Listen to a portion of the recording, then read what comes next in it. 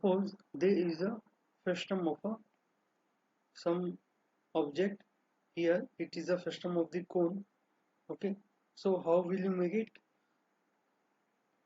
You have to first complete the other part of the cone like this. So you can assume this is your one cone and this is your another cone. The first cone you have a length L and the other cone you have a length L1. So now you can make the development of this frustum easily. So in the both the case theta will be remain same because the ratio of the R by L will remain same. Okay, so like this you can easily make the frustum of the development of the frustum of the cone. Similarly, development of a frustum of a square pyramid. So the same way you have to first complete the other part of the square pyramid. This is your length L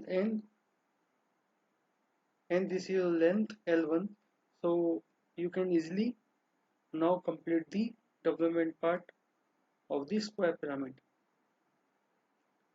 like this. Okay, in this case here you can see you don't have to measure the theta also. How? If you cut the arc, first arc here, second arc, third arc, fourth arc, it will automatically uh, gives the end points. So here either you can determine the theta angle or there is no need of measuring the angle theta. Okay, so this is how you can complete the development of the frustum of the square pyramid. So now we will see the first example. So in this example it is given that there is a pentagonal prism having the base side 30 mm, axis is 50 mm, is standing on the HP on its base with one side of the base perpendicular to the VP. So from this much of information, what you conclude is you have to make first top view of the solid because it is given that one side of the base is perpendicular to the VP. Okay, and accordingly you have to make the front view of the solid. The other part of the question is it is cut by a section plane inclined at 45 degree to the HP, means it is AIP, auxiliary inclined plane, through midpoint of the axis. Draw its front view, top view, side view. Also draw its true shape of the section and development of the surface of the remaining solid. So first you have to make the top view of the pentagonal prism.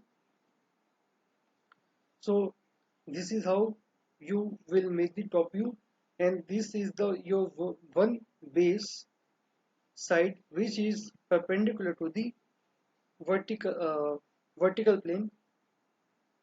Okay, this is your one base side which is perpendicular to the vertical plane, and after that you can get the midpoint of the pentagonal prism, and after that you can make the front view like this.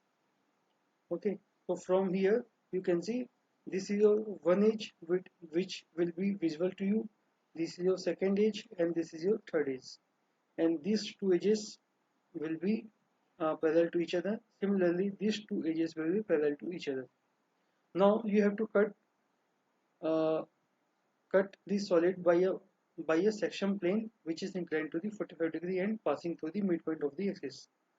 So this is how you will cut the solid, and it is cutting the solid at this edge, at the at this edge also, and this edge also, means it is cutting the solid at the all the edges of the solid. Okay, So here I am naming the points like a dash, b dash, c dash, d dash, and e dash.